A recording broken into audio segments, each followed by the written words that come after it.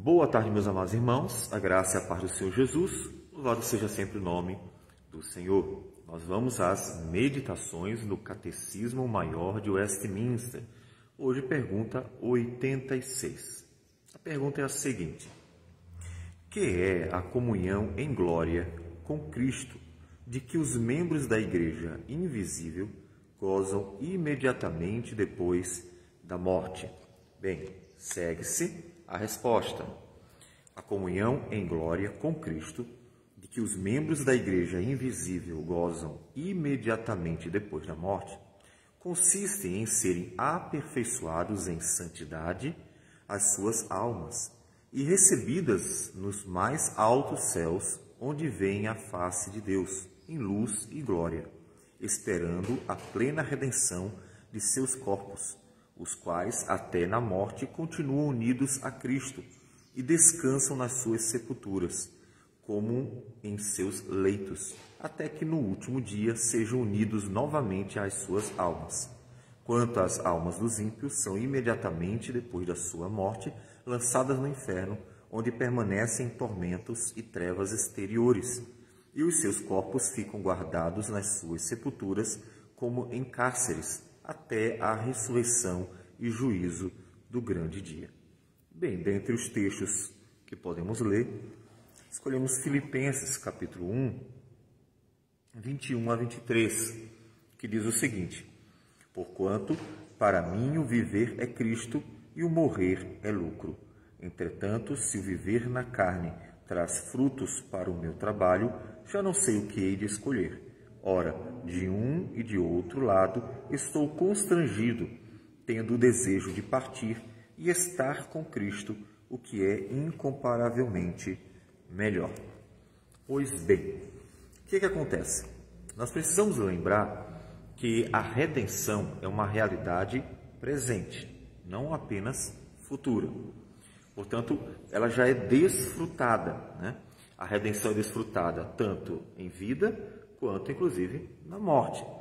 E isso é importante para nós sabermos viver os benefícios da redenção, claro que isso focando mais na questão da vida, porque às vezes o cristão olha tanto para o futuro que não vê que há bênçãos presentes, há bênçãos para serem desfrutadas já.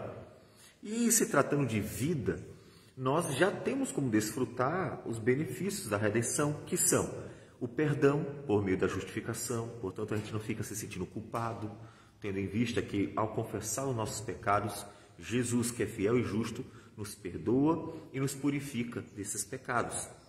O benefício da comunhão, por meio do Espírito Santo, nós temos essa relação com Deus, de forma que 1 Coríntios, capítulo 3, nos fala que nós somos templos do Espírito Santo. Pensando em igreja, não nós indivíduos, mas igreja. E é claro que unidos como igreja, nós estamos unidos ao corpo de Cristo, somos pedras que vivem, então todos nós desfrutamos dessa vida no Espírito. Também o benefício da santificação, Deus trabalhando a nossa vida dia após dia, e uma vez que Deus está trabalhando a nossa vida dia após dia, então nós vemos os benefícios de Deus estar lapidando o nosso caráter, moldando a nossa vida e nos aperfeiçoando graciosamente. Portanto, já devemos nos alegrar, inclusive, e olhar para o que Deus está fazendo com gratidão e tranquilidade, porque às vezes, de fato, o processo da santificação não é nada simples. Afinal das contas, tirar um monte de coisa ruim de nós não é nada tranquilo, né? Também temos os benefícios dos sacramentos, o batismo e a ceia do Senhor. Já são bênçãos que comunicam o Evangelho, comunicam a obra de Cristo, comunicam a graça de Deus para as nossas vidas. Temos ainda o benefício da oração, ou seja, realmente não lançamos palavras ao ar.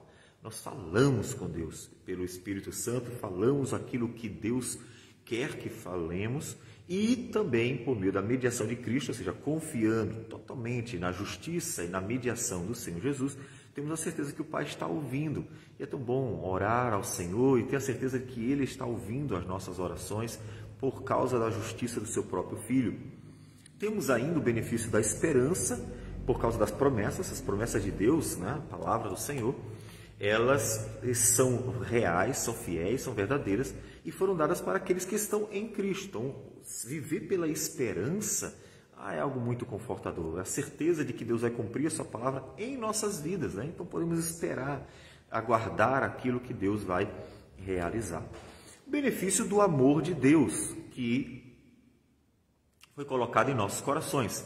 Sentir o amor de Deus, mesmo e principalmente nos momentos difíceis, de lutas e angústias, e poder se sentir amado, mesmo quando parece que estamos sozinhos, é um benefício muito importante da redenção, porque tudo isso que nós falamos depende da redenção, né? Porque Deus jamais poderia nos aproximar de si mesmo, nos achegar a si, se não tivéssemos a redenção, ou seja, a justiça de Cristo não estivesse sobre nós. Portanto, observe que a redenção é algo presente, é real e é presente. Não é apenas futuro. Eu vou ficar aqui esperando que Jesus volte, porque aí sim eu vou desfrutar da redenção. Não, já existem bênçãos reais, bênçãos presentes. Paulo diz em Efésios 1:3 que o Senhor nos abençoou com toda sorte de bênçãos nas regiões celestiais em Cristo Jesus. Agora, Ele abençoou já. É algo que você já pode desfrutar. E quando se trata da morte, nós também temos benefícios. Ou seja, em vida nós temos os benefícios da redenção. E na morte, há algum benefício? Claro, primeiro, todos os benefícios que nós falamos aqui se aplicam à morte também. Ou seja, nós, durante a nossa vida, desfrutamos dos benefícios que Cristo conquistou para nós e, ao morrer, nós continuamos desfrutando desses benefícios. Claro que alguns deles nós não teremos como desfrutar, pelo menos não repeti-los de forma alguma, mas eles estarão conosco, né? Como o batismo, que uma vez é feito apenas, né? Ninguém vai repetir isso, e a ceia do Senhor, que nesse caso não será feita outra vez, mas nós já estaremos na presença do Senhor em comunhão. Então, todos esses benefícios sim estarão sendo vivenciados após a morte. Ou seja, a pessoa morreu, mas ela está desfrutando do perdão. Ela morreu, mas ela, portanto, desfruta da justificação. Ela morreu, mas ela desfruta da comunhão com o Senhor. Ela desfruta do benefício que foi dada à igreja dos sacramentos. Portanto, ela tem nela o sinal da aliança que foi feito na sua vida. Ela tem ali, na presença do Senhor, o cumprimento da confirmação da ceia do Senhor, que vinha nos fortalecendo para que perseverássemos. Ela tem como falar com o Senhor. Em Apocalipse, capítulo 6, versículos 9 a 11, conta-nos a oração do povo de Deus nas regiões celestiais, ou seja, depois de mortos, a oração clamando: Senhor, olha para a tua igreja que está ali na terra e precisa de ajuda, precisa de suporte.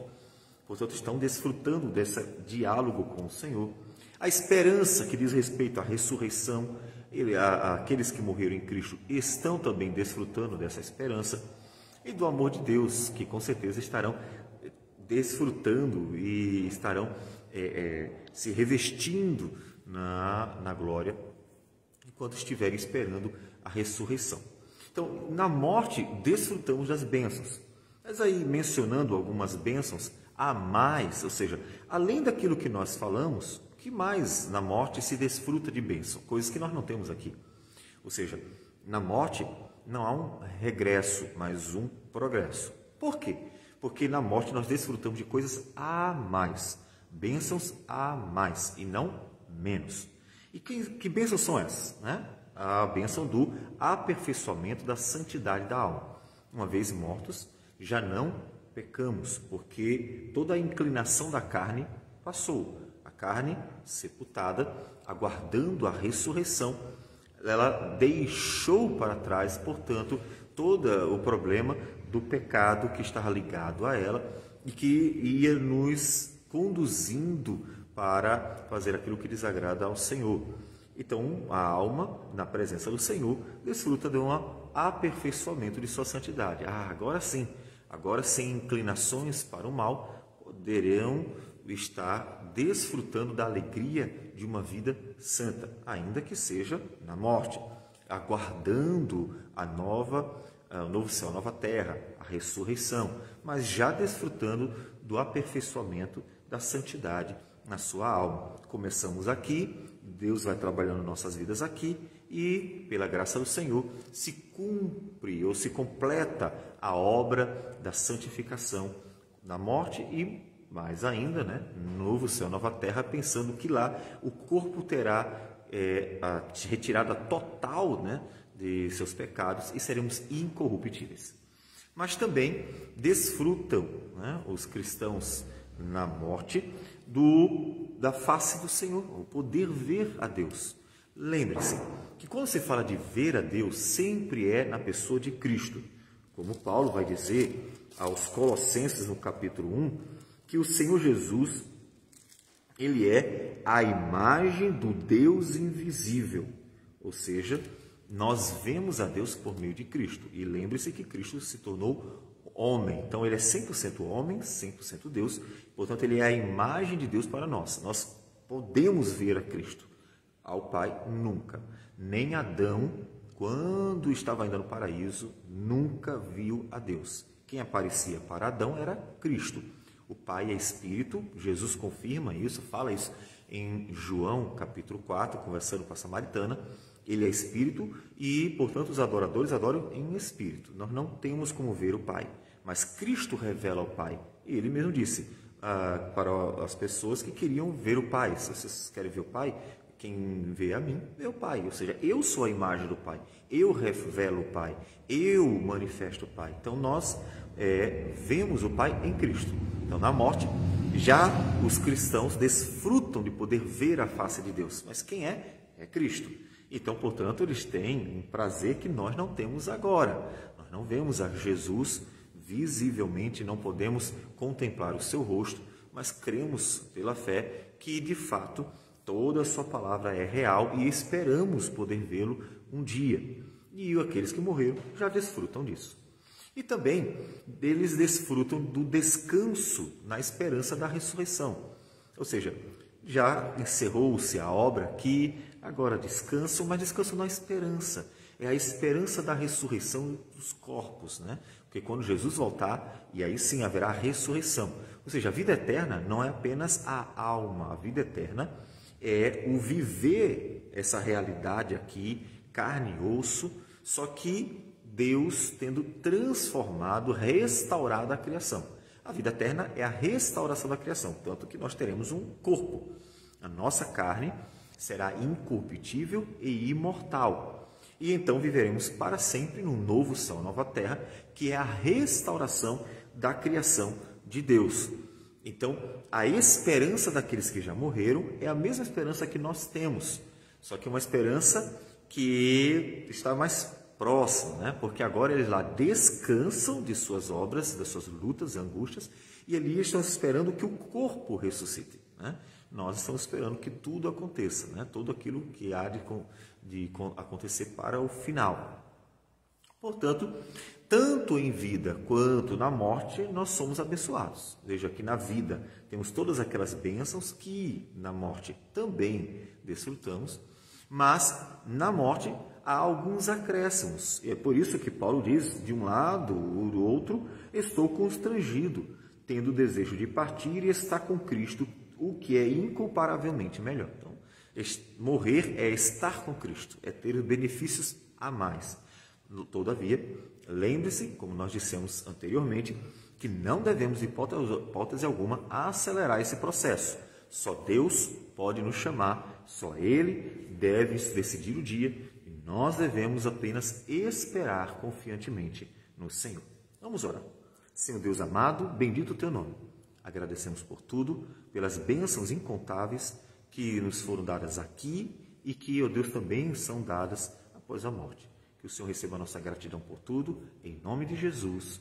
Amém, Senhor. Deus abençoe a todos e tenham um bom dia.